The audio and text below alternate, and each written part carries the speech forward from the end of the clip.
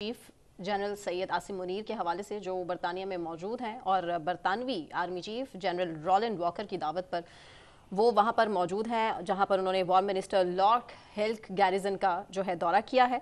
इस मौका पर ISPR की तरफ से भी ब्रीफिंग दी गई है, जिसमें अहम प्रोजेक्ट्स के हवाले से बताया गया है कि बड़ी अहम इंपॉर्टेंट ये मीटिंग रही है। मुजम्मिल साहब, कैसा देखते हैं इस मीटिंग को, क्योंकि दूसरी तरफ तहरीक इंसाफ की तरफ से भी बाकायदा तौर पर लंदन की सड़कों पर एहतजाज हुआ। देखिए, उन्हें पहले तो इस दौरे में गार्ड ऑफ ऑनर दिया गया 30 मिनट का, और फिर वो ब्रिटिश गवर्नमेंट के नेशनल सिक्योरिटी एडवाइज़र, वहाँ के आर्मी चीफ, डिफेंस का दिफा के आला हुकाम, और एक बहुत ही आला सतही दौरे पे इस वक्त आर्मी चीफ बरतानिया है। और ये उनकी इंटरनेशनल रिकग्निशन है कि उनको यूके गवर्नमेंट ने बुलाया है। अब और टेक्निकली तो पाकिस्तान के आर्मी चीफ को बुलाया है ना, कि फर्द की बात तो नहीं है। इससे पहले वो वैसे अमेरिका का दौरा भी कर चुके हैं और भी मुल्कों के बहुत दौरे किए हैं उन्होंने, लेकिन एक अमेरिका का दौरा था जब पूरी तहरीक इंसाफ को बड़ा लगा कि हमने बड़ा मौका गंवा दिया है, और हम अगर उनके दौरा अमेरिका पर एहतजाज करते तो पता नहीं क्या हो जाता। और आपको पता है शेर अफजल मरवत पर भी एक चार्जशीट है कि उन्होंने उनके दौरा अमेरिका के मौके पर एहतजाज को रोकने के लिए कहा, और वो कहते हैं जी कि शेर अफजल मरवत ने बड़ी ज्यादती की। अब वो दौरा अमेरिका था तो तहरीक इंसाफ ने दौरा लंदन पर एहतजाज की कॉल दे दी। भरपूर एहतजाज किया, लेटर्स भी लिखे। बड़ा भरपूर, कौन सा 40 से 50 लोग थे, बड़ा भरपूर एहतजाज किया। नहीं, मैं तहरीक इंसाफ की बात कर रही हूं। मैं तहरीक इंसाफ क्लेम करती है कि हमने वो एहतजाज किया, बहुत से लोग थे। बल्कि खुद शहजाद अकबर ने कहा है कि आप इसको जनाजा समझे, 5 को 500 समझे, और कह रहे वर्किंग डे था, दैट्स द रीजन कि लोग नहीं निकले। 15 लाख लोग हैं वहां पे, 1500 नहीं इकट्ठे हुए। आप मेरी बात समझे, तो 15 लाख बरतानिया में पाकिस्तानी है, ये तो कहते हैं ना सारे हमारे हैं, तो 40-50 लोग इकट्ठे हुए। जुल्फी बुखारी में से और कई लोग मिस थे, एक जुल्फी बुखारी, शहजाद अकबर के अलावा तो कोई भी नहीं गया वहां। तो बाकी तो सारी PTI यूके की क़यादत जो थी वो मिस थी ना, और PTI के जो यूके के लोग, PTI के ओहदेदारियां, कारकुन, कोई भी नहीं गया। तो अब टेक्निकल बात यह है कि ये एहतजाज मुकम्मल तौर पर एक नाकाम एहतजाज रहा, क्योंकि इम्पैक्ट हुआ क्या है, चूंकि ये नाकाम है लिहाजा पुराने किसी एहतजाज की वीडियोस लगाकर इस एहतजाज को जाहिर किया जा रहा है। अच्छा, वो जो झंडे दिखाए जा रहे हैं, झंडे दिखा रहे हैं, वो पुरानी वीडियोस हैं, 1-1.5 साल पुरानी कोई, उनको दिखाकर इस एहतजाज को जस्टिफाई किया जा रहा है। इसकी तो वीडियो लगाई ही नहीं जा रही, क्योंकि ये इतना नाकाम और बुरा हुआ है कि इसकी वीडियो कोई PTI का अकाउंट शेयर ही नहीं कर रहा कि कितने लोग थे। मैंने इसकी एक वीडियो देखी है कि एक जर्नलिस्ट ने कहा आप 50 लोग हैं, तो एक बंदे ने कहा नहीं हम ज्यादा हैं, तो उसने कहा गिन लें। तो जब वो गिनने लगा उसने कहा मुझे तो ना गिने, मैं जर्नलिस्ट हूँ, अपने बंदे 50 पूरे करें। वो आज वर्किंग डे था इसीलिए बहुत से लोग नहीं आ सके, 50 भी पूरे नहीं हुए। देखिए मेरी बात सुने, 50 भी पूरे नहीं हुए। अब इसमें मेरा एक और एंगल है। क्या? आर्मी चीफ बरतानिया के दौरे पर हैं और उनको बरतानिया के आर्मी हेडक्वार्टर में गार्ड ऑफ ऑनर दिया गया है।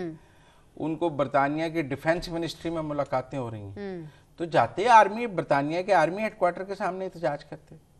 यहाँ तो कहते हैं ना कि हम GHQ के आगे एहतजाज करना हमारा हक है, हम आज़ादी इजहार है, ये तो हमारा बुनियादी हक है कि हम कोर कमांडर के घर के बाहर एहतजाज करें, हम GHQ के बाहर एहतजाज करें, हम ISI के दफ्तर के बाहर एहतजाज करें।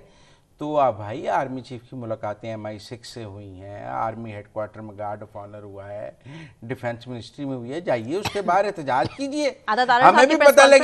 हमें भी पता लगे कि बरतानिया का कानून कैसे हरकत में आता है, जरा करके देखें, हमें दिखाएं और फिर हमें बताएं कि देखें हमने बरतानिया के फौजी हेडक्वार्टर के सामने एहतजाज किया है, तो देखें कुछ नहीं हुआ।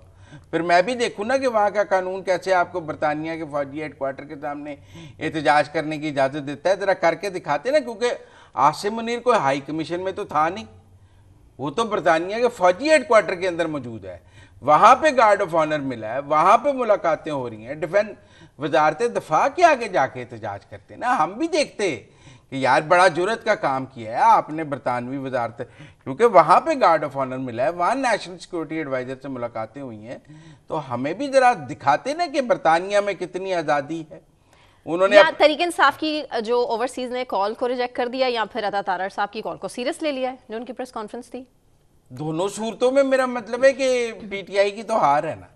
अगर अता तारड़ का एक ट्वीट इनका एहतजाज ठुस कर देता है तो फिर मेरा मतलब ठुस हो गई ना पार्टी लंदन में। देखिए मैं आपको एक बात बताऊं, ये दूसरी शिकस्त है पीटीआई को ओवरसीज में। हमें यही डराया जाता था ना कि सारे ओवरसीज तो जी पीटीआई के साथ। रेमिटेंसेस पर बुरी शिकस्त हुई है पीटीआई को, इतनी बुरी शिकस्त हुई है कि इमरान खान जो है ना वो मुंह दिखाने के काबिल नहीं है कि रोज ट्वीटें करते थे वो और शहबाज गिल कि जी तरसीलात ना भेजें 25% ज़्यादा आ गई, 31% ज़्यादा आ गई। अब ट्वीट भी नहीं करते कि तरसीलात ज़रा खत्म। वो एक दिन इरफान सिद्दीकी साहब ने कहा भाई बता तो दो आपकी सिविल नाफरमानी अभी चल रही है या बंद हो गई है, हमें तो बता दो। मेरा मतलब माहिर मईशत कह रहे हैं कि वेट करें जून तक। क्या वो हर महीने का डेटा आ रहा है, हर महीने का डेटा आ रहा है, इसमें जून तक वेट करने की क्या जरूरत है। 22 फरवरी को फरवरी का डेटा आ जाएगा, 31 मार्च को मार्च का डेटा आ जाएगा। आपकी कॉल देखें नवंबर में थी, दिसंबर का डाटा, जनवरी का डाटा काफी नहीं आपके लिए, लोगों ने नहीं धरा। इसी तरह ये एहतजाज नाकाम करने से भी ये समझ आ गई है। जैसे मैं आपको एक बात बताऊं, पाक सवाबी का जलसा नाकाम हुआ, खुद जुनैद अकबर की ऑडियो आ गई है कि लोग नहीं लाए, और लोगों ने मुझे इस्लामाबाद 26 नवंबर की तस्वीरें भेजकर, तो सवाबी के जलसे में जाली तस्वीरें भेज के अपने नंबर बनाए हैं, मैं बानी पीटीआई को शिकायत लगाऊंगा। तो अब वैसे तो शिकायती कल्चर बहुत हो गया ना पीटीआई में, हर बंदा कहता है मैं बानी को शिकायत ही लगाऊंगा, काम कोई नहीं करूंगा, शिकायत ही लगाऊंगा।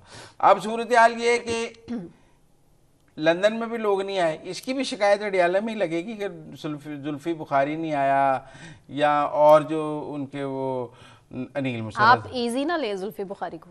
हाँ। कोई पता नहीं है कि जुल्फी बुखारी साहब ऐसे मुश्किल टाइम में किसी और एक्टिविटी में तीसरी जो आने वाले टाइम में हुकूमत को फिर परेशानी का नहीं है, तीसरी चौथी शिकस्त है। पूछे कैसे? वो ऑक्सफोर्ड का चांसलर बनने में भी तो शिकस्त हुई, नया चांसलर आ गया बड़ा जी, वो अडियाले से ऑक्सफोर्ड के चांसलर बनेंगे। हुकूमत ने ऑक्सफोर्ड वालों ने नाअहल किया, हुकूमत ने नहीं किया, ऑक्सफोर्ड वालों ने नाअहल किया। ये आप बात समझिए, वो नाअहली की मोहर ऑक्सफोर्ड ने लगाई है, वो कोई chief election commissioner Sikandar Sultan Raja ने नहीं लगाई, वो ऑक्सफोर्ड के सिंडिकेट ने लगाई है जहाँ का चांसलर बनना था। फिर इन्होंने पिछले दिनों लंदन में अरकान पार्लियामेंट को एक ब्रीफिंग से आसिम मुनीर के खिलाफ देने की, आपको याद है, वो एक होटल में अरेंज की, जहाँ इन्होंने कहा कि जी हम अरकान पार्लियामेंट को, जिसमें house of commons, house of lords के लोगों को जनरल आसिम मुनीर के खिलाफ ब्रीफिंग दी। उस ब्रीफिंग का ये असर हुआ है कि उनको स्टेट विजिट मिल गया है, वो जिसमें जुल्फी बुखारी और सारे जी बड़ी कामयाब ब्रीफिंग हुई है, हमने स्लाइड्स दिखाई हैं, हमने वीडियोस दिखाई हैं। ये हुआ है कि यूके ने स्टेट विजिट दे दिया उसके बाद, और हाईएस्ट प्रोटोकॉल में दिया, आधे घंटे का गार्ड ऑफ ऑनर दिया है। ये आपकी ब्रीफिंग थी जो लॉबिंग थी। तो मैं टेक्निकली ये बात समझाना चैलेंज कर रहे हैं आप पीटीआई को? मैं चैलेंज नहीं कर रहा, मैं फैक्ट्स पे बात कर रहा हूँ कि आप क्या इन्होंने यूके के अरकान पार्लियामेंट को ब्रीफिंग दी कि नहीं दी? दी ना। आप क्या पाबंदियां लग जाए? क्या आसिम मुनीर का दौरा अमेरिका लंदन हुआ या नहीं हुआ? क्या गार्ड ऑफ ऑनर मिला या नहीं मिला? तो क्या उसकी नाकामी नहीं है ये दौरा? यहाँ तो उसके उनकी ब्रीफिंग के बाद बरतानिया आसिम मुनीर साहब को ना बुलाता ना, नाकाम हो गया, उन्होंने स्टेट विजिट दिया। तो मेरे ख्याल में टेक्निकल बात यह है कि इस नेगेटिव पॉलिटिक्स का कोई इम्पैक्ट नहीं आ रहा। इसमें तहरीक इंसाफ को हर लम्हा शिकस्त का सामना है, और बुरी शिकस्त का, सियासी शिकस्त का सामना है, जिससे उनको कुछ हासिल नहीं हो पाया।